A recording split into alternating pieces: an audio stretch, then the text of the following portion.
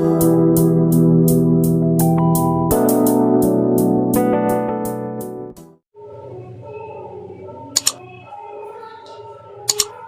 बेटा, अब हम लोग एक कॉन्वेक्स सरफेस, एक स्फेरिकल सरफेस है जो कि कॉन्वेक्स है, उसके थ्रू रिफ्रैक्शन की फिनोमिना हम लोग देखते हैं कि कैसे हैपन होती है और उसके लिए क्या फार्मूला डिराइव होकर के आता है। ठीक है बेटा, देखिए refraction by a spherical surface, spherical surface, और यह सरफेस कैसा है तो कॉन्वेक्स है। ठीक है बेटा,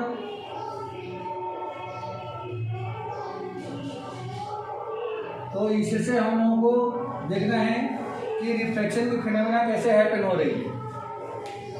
तो सबसे पहले एक स्फेरिकल सरफेस बना लेते हैं यहाँ पे। जैसे मान लीजिए कि ये हमने एक स्फेरिकल सरफेस लिया, ये इस तरह से स्फेरिकल सरफेस ले लिया और इसका रिफ्रैक्टिव इंडेक्स मैं ले लेता हूँ म्यू जी, है म्यू जी, और इधर जो है ये क्या है, एयर है, तो इसका रिफ्रैक्टिव इंडेक्स म्यू ले लिया हमने, और ये इसका पोल है बेटा, पोल है, पोल, और यहाँ से एक लाइन मैं ड्रॉ करूँ, जो लाइन इस पोल पर ठीक परपेंडिकुलर है, तो इसको हम लोग क्या बोलते हैं, प्रिंसिपल एक्सिस करते हैं। ये प्रिंसिपल एक्सिस है। ठीक है, इसका ये सेंटर ऑफ कर्वेचर है, सेंटर ऑफ कर्वेचर सी से डिनोट करेंगे। ये इसका फोकस है जिसको एफ से डिनोट करेंगे। इसमें दो एजम्पशन है, वो हमें यहाँ पे कंसीडर करना होगा। पहला एजम्पशन ये है कि जो भी यहाँ पे हम लोग ऑब्जेक्ट लेंगे उस ऑब्जेक्ट को पॉइंट साइज का ऑब्जेक्ट कंसीडर करेंगे, और दूसरा ये जो स्फेरिकल सरफेस है इसका अपर्चर का मतलब इसका लेंथ बहुत छोटा लेंगे। तो जैसे मान लो कि ये जैसे स्फेरिकल जो लेंथ हम लोग कैसे बनाते हैं, ऐसा इसे काट लिया, तो देखो बेटा अगर ये मैं काटा इतना बड़ा तो ये दिख रहा है कि कर्वियल है, जितना छोटा काटूंगा उतना ही क्या होते जाएगा, ये सीधा होते जाएगा। ठीक है, तो हम लोगों को इसका अपर्चर बहुत छोटा लेना है, ये कंसीडर करना है।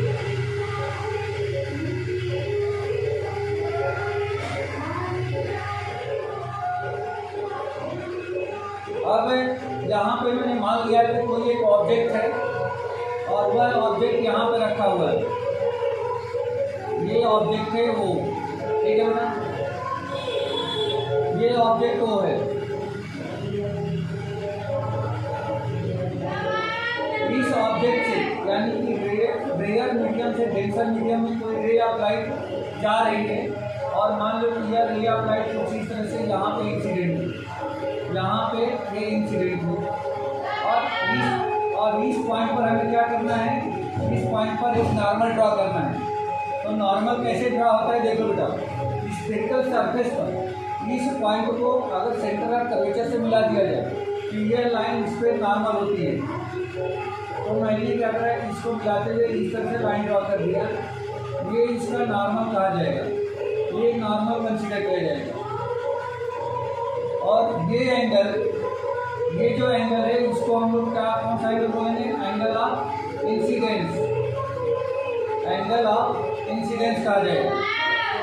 अब जब कोई रे ऑफ लाइट अगर रेयर मीडियम से डेंसर मीडियम में जा रही है तो या क्या होगी, इस नॉर्मल के टुवर्ड्स बेंड हो जाएगी, और नॉर्मल के टुवर्ड्स बेंड होकर के मान लो कि यार इस तरीके से इस पॉइंट पर आ जाती है, ये ऐसे बेंड होगी।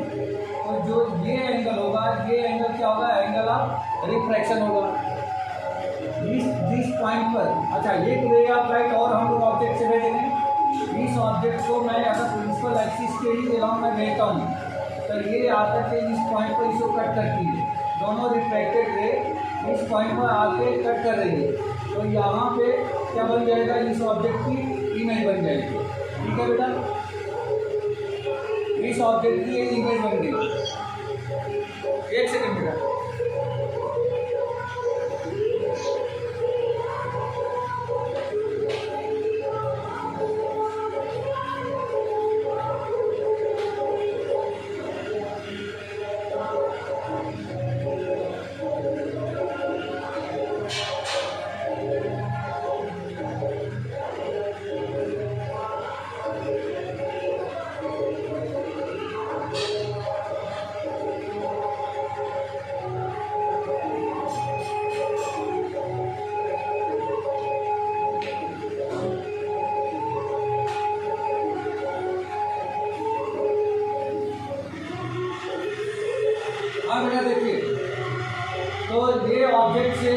लाइट इसे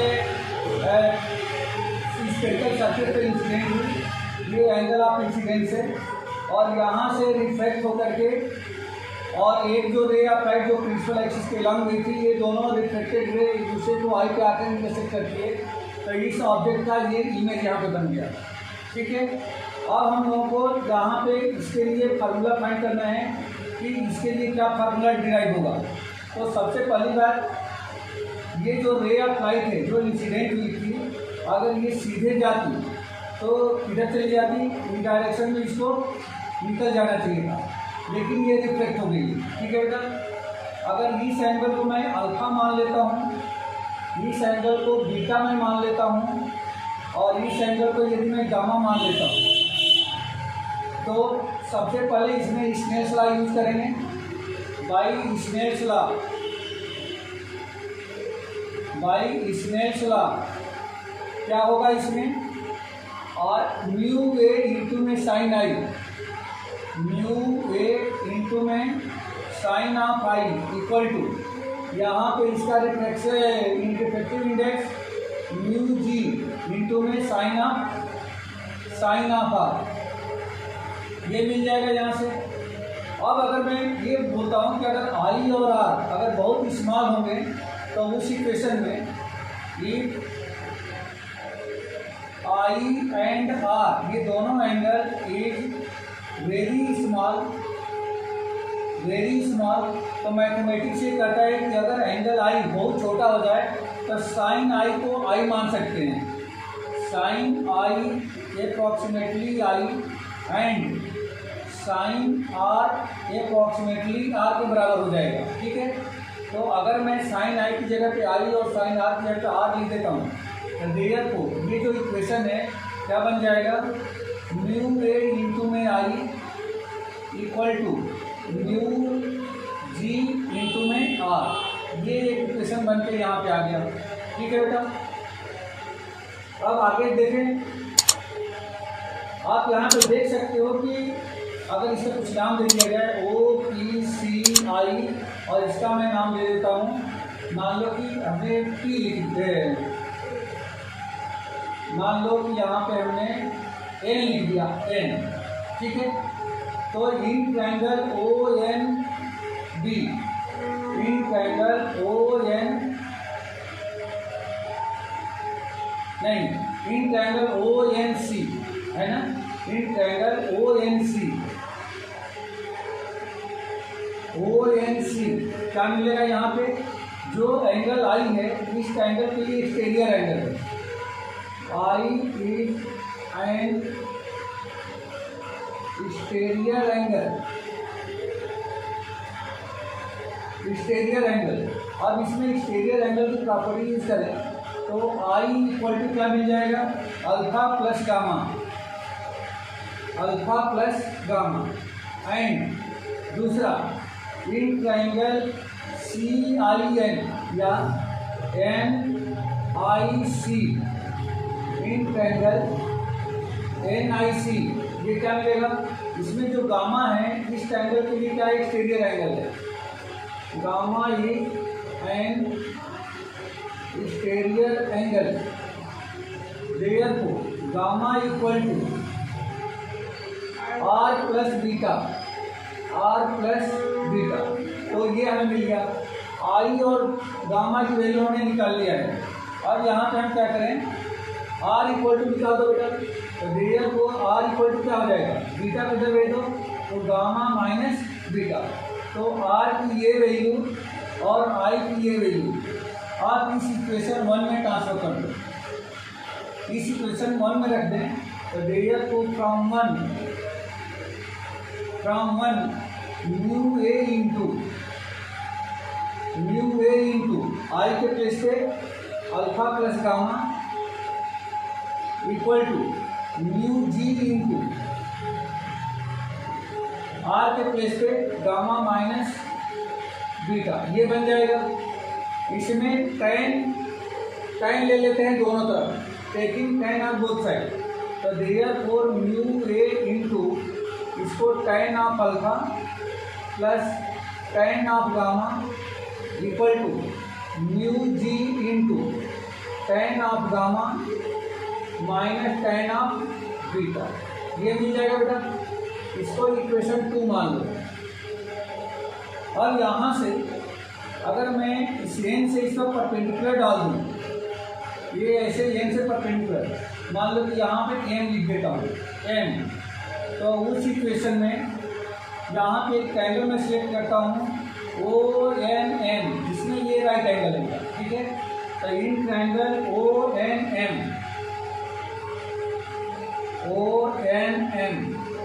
इसमें tan अल्फा इक्वल टू क्या हो जाएगा, tan of alpha equal to perpendicular upon base, तो mn अपान में OM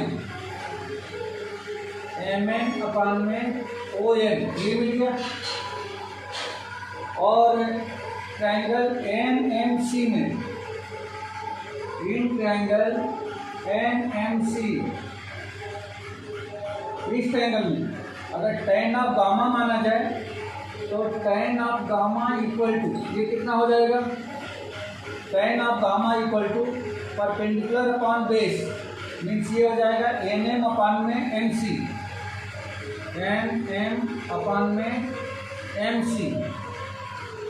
और एक ट्रायंगल और सेलेक्ट करना है, in triangle NMI and in triangle NMI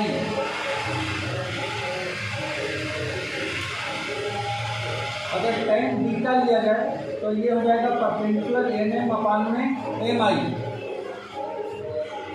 tan of beta equal to NM upon में MI। ये तीनों की वैल्यू मैंने निकाल लिया। देखो यहाँ पे tan alpha, tan gamma, tan beta था, तो इन तीनों की वैल्यू मैंने निकाल लिया है। tan अल्फा इक्वल टू हमने निकाला है MN अपान में OM, tan गामा निकाल लिया है NM अपान में MC, and tan beta equal to निकाल लिया है मैंने NM अपान में MI। इन तीनों की वैल्यू आप इस इक्वेशन 1 में ट्रांसफर कर दो, तो देयर को फ्रॉम टू क्या मिलेगा, mu A into tan alpha MN upon में OM plus tan gamma NM upon में MC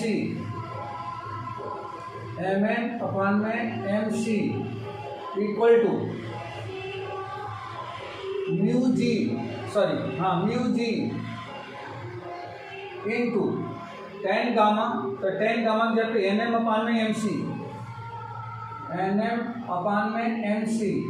माइनस tan बीटा के प्लेस पे NM अपान में MI।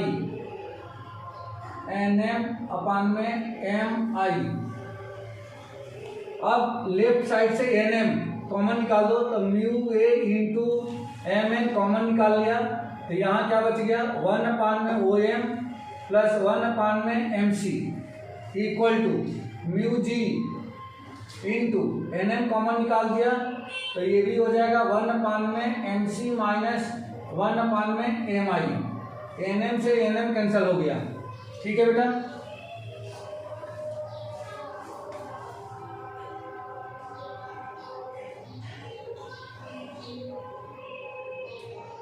Okay sir.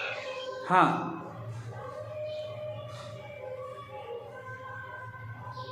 ठीक है, पूरा दिख रहा है ना, कट तो नहीं रहा है कहीं कुछ, ठीक है बेटा। आगे देखो, अब यहाँ से OM MC MI, अब यहाँ पे देखो बेटा, यहाँ पे आ जाते हैं हम लोग। देखो अगर ये अपर्चर बहुत छोटा है, इफ अपर्चर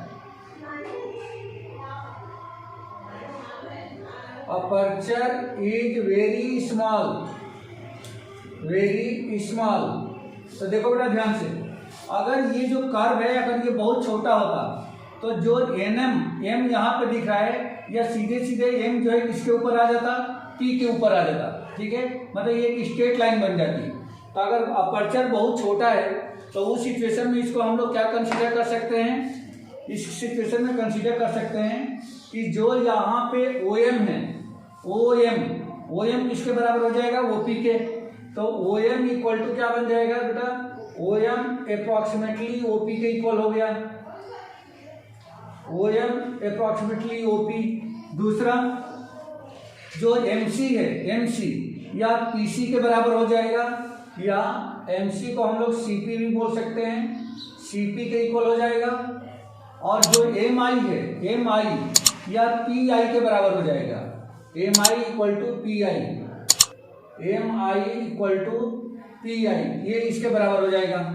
अब अगर ये सारे जंक्शन मैं इसमें अगर रख देता हूँ तो देयरफॉर म्यू ए इंटू 1 में ओपी प्लस 1 में CP equal to mu G into 1 में सीपी माइनस 1 में पी आई, ये कुछ ऐसा बन जाएगा। ठीक है बेटा। अब यहाँ पे फिर आ जाओ, देखो बेटा वो जो है ऑब्जेक्ट की डिस्टेंस है, सो ऑब्जेक्ट की डिस्टेंस यहाँ से लेकर के यहाँ तक, ये ऑब्जेक्ट की डिस्टेंस है। और ऑब्जेक्ट की डिस्टेंस को हम लोग किससे रिप्रेजेंट करते हैं, यू से, है ना। और इसका जो साइन होगा, देखो रे ऑफ लाइट जो है लेफ्ट टू राइट जा रही है, हमारा जो डिस्टेंस मेजरमेंट है लेफ्ट राइट टू लेफ्ट है, यानी कि हमारे स्केल का जीरो हमेशा जो डिस्टेंस मेजर होती है वह पोल से होती है। तो जब पोल से लेफ्ट साइड में आ रहे हैं यहाँ पे, क्योंकि हमारे स्केल का जीरो हमेशा पीपीएल रहेगा, तो डिस्टेंस इधर मेजर कर रहे हैं, रे ऑफ लाइट इधर जा रही है। तो जब रे ऑफ लाइट और डिस्टेंस मेजरमेंट का डायरेक्शन अपोजिट हो जाए तो उस डिस्टेंस को हम लोग निगेटिव लेते हैं। पी से सी तक ये क्या है, ये हमारा सेंटर ऑफ कर्वेचर है, सॉरी रेडियस ऑफ कर्वेचर है। तो रेडियस ऑफ कर्वेचर, अब इसका डायरेक्शन जो है इधर है, स्केल का जीरो यहाँ लगेगा और यहाँ तक मेजर करना है, और रे ऑफ लाइट भी उसी डायरेक्शन जा रही है, तो ये आर से रिप्रेजेंट करते हैं। और इसके डिस्टेंस को हम लोग इसके साइन को क्या बताएंगे, पॉजिटिव बताएंगे, ये पॉजिटिव होगा। और जो आई है या डिस्टेंस ऑफ क्या है, इमेज है, तो ये भी पोल से, तो यहाँ से पोल से अगर इसकी डिस्टेंस को मेजर करें तो ये यहाँ तक आएगा। और इसको हम लोग किससे रिप्रेजेंट करते हैं, वी से। और इसका डायरेक्शन जो है ये भी लाइट के डायरेक्शन के ही सेम डायरेक्शन में है, तो इसका भी साइन क्या होगा, पॉजिटिव होगा। अगर ये सारे वैल्यूज मैं यहाँ पे ट्रांसफर कर देता हूँ तो ये क्या मिल जाएगा, therefore mu A into 1 O P, O से पी तक माइनस यू है, प्लस 1 सी पी, सी से पी तक ये प्लस का आर है, equal to mu G into 1 C P, तो 1 R minus 1 P I, P से आई तक ये डिस्टेंस ऑफ इमेज है, मतलब 1 में क्या हो जाएगा, ए बी हो जाएगा। अब इसको सिंप्लीफाई करते हैं बेटा। सिंप्लीफाई करने के लिए इसमें से v और u को एक तरफ कर दो, तो देखो इसका इंटू इसमें किया और इसको लेफ्ट साइड में ट्रांसफर कर लेंगे, तो ये मिल जाएगा म्यू ए इंटू 1 में माइनस यू, और ये इधर आ जाएगा प्लस म्यू जी इंटू में 1 में v इक्वल टू, ये इसको इधर रखेंगे तो म्यू जी इंटू में 1/r, और ये 1/r उधर चला जाएगा, तो माइनस म्यू ए इंटू 1 में r, ये मिल जाएगा। और इन दोनों में से कॉमन निकाल दें। कॉमन क्या दिख रहा है बेटा, अच्छा ये कॉमन नहीं दिख रहा है, तो ये हो जाएगा म्यू ए अपान में माइनस साइन यहाँ कर देता हूँ, ये यहाँ पे आ जाएगा आपका u, फिर प्लस म्यू जी अपान में v इक्वल टू, इन दोनों में क्या दिख रहा है, जो डिनोमिनेटर है सेम है, तो ये हो जाएगा mu G minus mu A upon में क्या हो गया, आर हो गया। इस तरीके से जो फार्मूला बन के आया, ये फार्मूला आपको मिल गया माइनस म्यू ए अपान में U plus mu G upon में V equal to mu G minus mu A upon में आर, जहां पे म्यू ए क्या है, एयर का रिफ्रैक्टिव इंडेक्स है, यू क्या है, distance of object from the pole है, म्यू जी क्या है, refractive index of the glass है, वी क्या है, distance of object, distance of image from the pole है, और आर क्या है, तो रेडियस ऑफ कर्वेचर है। ठीक है बेटा, तो इस तरीके से जो यहाँ पे reflection by a spherical surface जो कॉन्वेक्स रूप में था उसके लिए ये फार्मूला हमें मिल गया।